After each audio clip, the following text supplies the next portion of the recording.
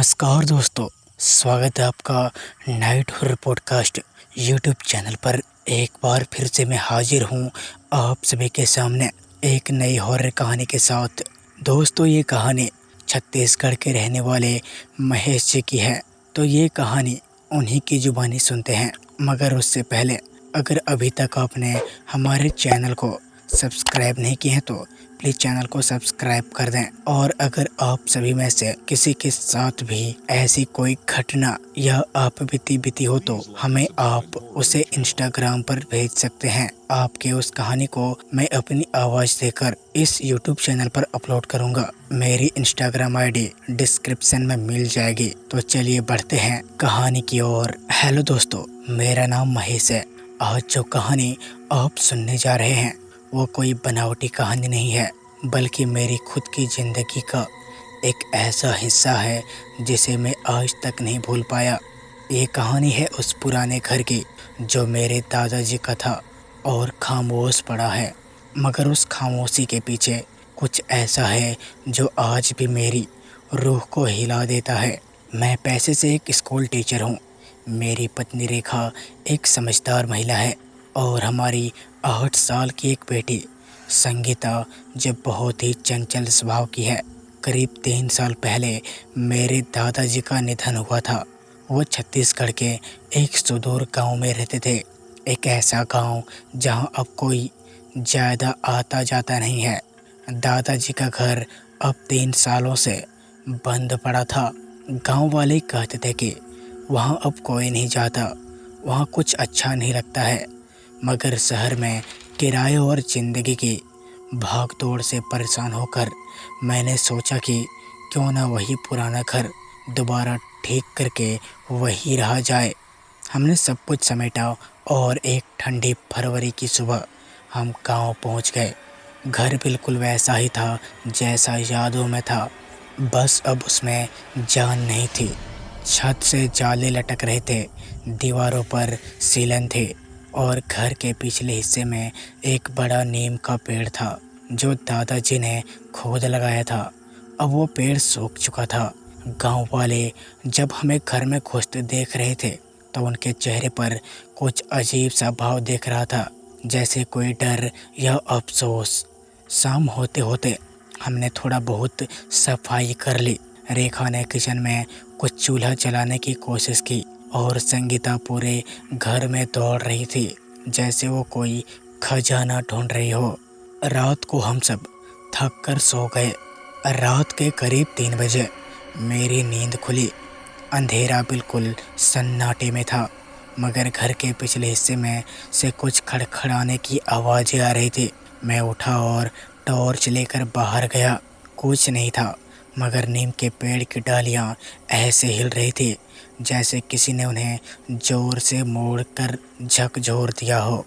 मैंने सोचा हवा होगी, पर जब टॉर्च की रोशनी उस पेड़ की छाया पर गई तो मुझे लगा कि नीम के तने के पास कोई खड़ा है। मैंने पास जा करके देखा, पर कुछ भी नहीं था। सुबह जब मैंने ये बात रेखा से कही तो उसने हंसते हुए टाल दिया। पर जब हम गांव के दुकानदार रामदीन काका से मिले तो उन्होंने धीरे से कहा, महेश, तुम यहाँ से वापस चले जाओ बेटा, वो घर अब वैसा नहीं है जैसा पहले था। मैं चौंक गया। क्या मतलब? उन्होंने कहा, तेरे दादाजी की मौत के बाद उस घर में कोई रात भर टिक नहीं सका।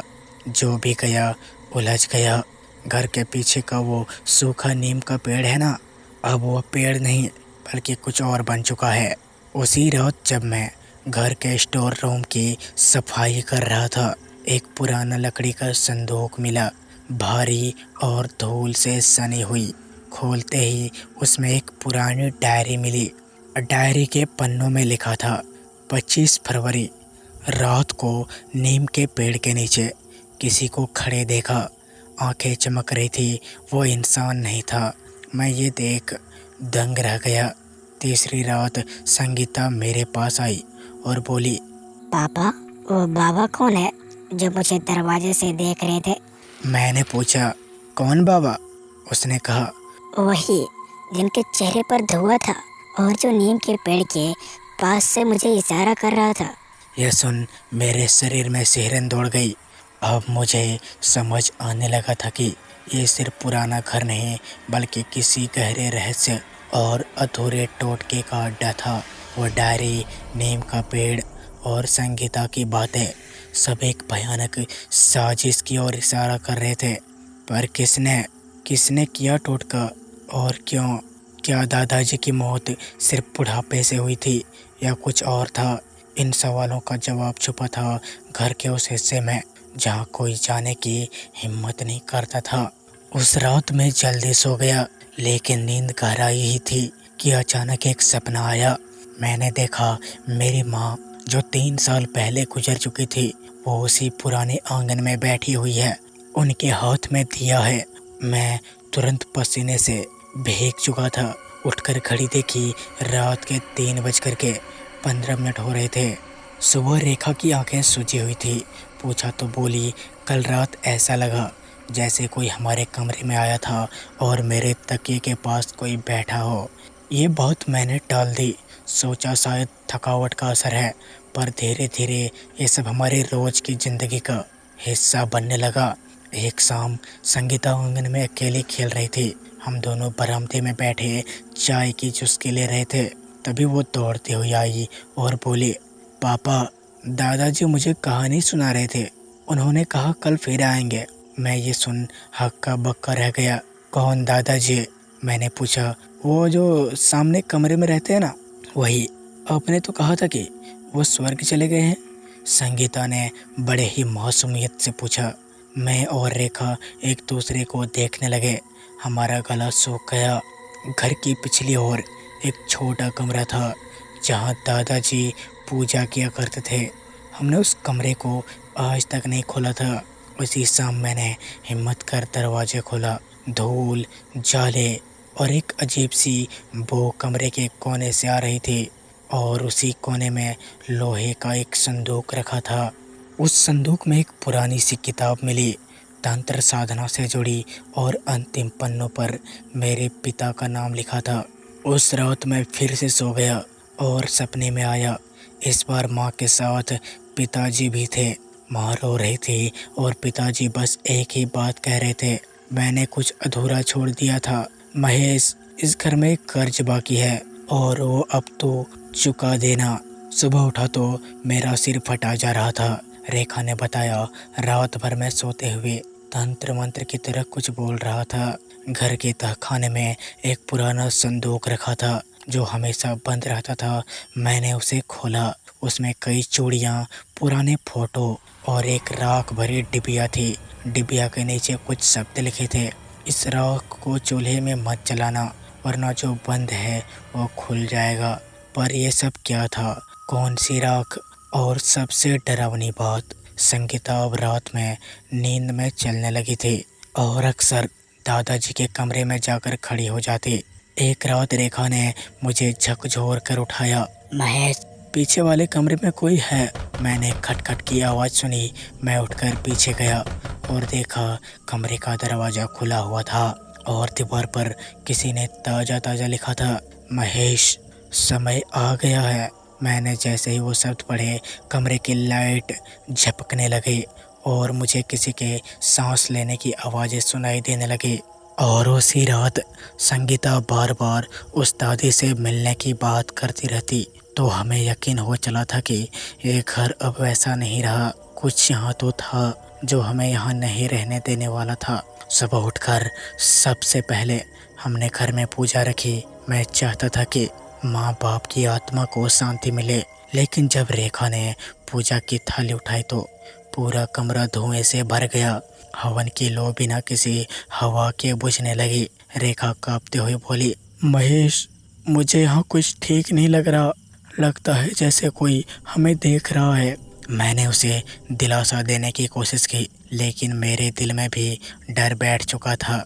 उस रात कुछ भी नहीं हुआ और यही सबसे डरावनी बात थी। पूरा घर जैसे किसी सुनसान जंगल में तब्दील हो गया हो। घड़ी के टिक टिक, पंखे की आवाज़ सब अचानक रुक गए और फिर नीचे वाले हॉल में से किसी के रोने की आवाज़ आने लगी, जैसे कोई औरत तेज आवाज़ से रो रही हो। रेखा ने दरवाज़ा बंद कर लिया और संगीता को अपनी गोद में ले लिया। मैं लालटेन लेकर के नीचे गया। हॉल में मुझे कुछ नहीं दिखा, लेकिन घर के कोने में रखा दादाजी का पुराना संदूक खुला हुआ था। मैंने आज तक उसे कभी नहीं खोला था, पर उस रात कुछ था जो मुझे उस संदूक की तरफ खींच रहा था। जैसे ही मैंने उसका ढक्कन उठाया, उसमें से धूल और पुराने कपड़े निकले, लेकिन नीचे एक लाल रंग की और एक डायरी थी। वो डायरी शायद मेरे पिताजी ने लिखी हुई थी। डायरी में लिखा था, अगर तुम ये पढ़ रहे हो महेश, तो समझ लो कि इस घर में कुछ है जो हमारी पीढ़ियों से जुड़ा हुआ है। मैंने जब अपने पापा की मौत के बाद ये घर संभाला, तब मुझे सपनों में वही चेहरा दिखता था। एक बूढ़ी औरत जिसके बाल बिखरे होते थे और आंखों में गुस्सा था। उसने मुझसे कहा था, तुम लोग ने मेरी मिट्टी नहीं संभाली। मैंने बहुत कोशिश की इस घर को शुद्ध करने की, लेकिन हर बार कोई ना कोई रुकावट आ गई। महेश, अगर तुम कभी इस डायरी तक पहुंच गए तो समझ लेना तुम्हारा यहाँ रहना अब सुरक्षित नहीं है। मैं ऊपर भागा, लेकिन जैसे ही सीढ़ियाँ चढ़ने लगा, एक ठंडी हवा मेरे कानों के पास से गुजरी। मैंने पीछे मुड़कर देखा, पर कोई नहीं था। पर मुझे पहले लगा कि कोई मेरे पीछे खड़ा है। रेखा और संगीता कमरे में छुपी हुई थी। रेखा के होठ सूख चुके थे, आंखों में खौफ था। महेश, अभी निकलते हैं यहाँ से प्लीज़। मैंने हाँ में सिर हिलाया। हमने रात में ही घर छोड़ने का फैसला किया, लेकिन जाते जाते मुझे एक आखिरी बार पापा की तस्वीर के आगे दिया जलाना था। मैं तस्वीर के पास गया, दिया जलाया और एक बार पापा को देखा। तभी मेरे कानों में पापा की आवाज़ आई, महेश, मेरी गलती मत दोहराना, इस घर को मत संभालना। मैंने आंखें खोल दी, लेकिन वहाँ कोई नहीं था। हम रात के 3 बजे घर से निकल गए। पीछे मुड़कर देखा तो घर के ऊपर की बालकनी में एक बुजुर्ग महिला खड़ी थी, सफ़ेद साड़ी पहनी हुई, और उसकी आंखें बस हमें घूर रही थी। हमने गाड़ी स्टार्ट की और गांव के बाहर पहुंचे तो रेखा ने मुझसे पूछा, क्या वो तुम्हारी माँ थी? मैंने मुंह मोड़ लिया और बस एक बात कही, जो घर मौत के बाद भी चैन नहीं देता, वहाँ जिंदगी नहीं बचती। दोस्तों, अब हम शहर में रहते हैं। तो दोस्तों, ये थी आज की कहानी। अगर आपको पसंद आई तो प्लीज़ वीडियो को लाइक और चैनल को सब्सक्राइब कीजिएगा। तो बस आज के लिए इतना ही। मैं मिलता हूँ किसी और डरावनी कहानी के साथ। तब तक के लिए धन्यवाद।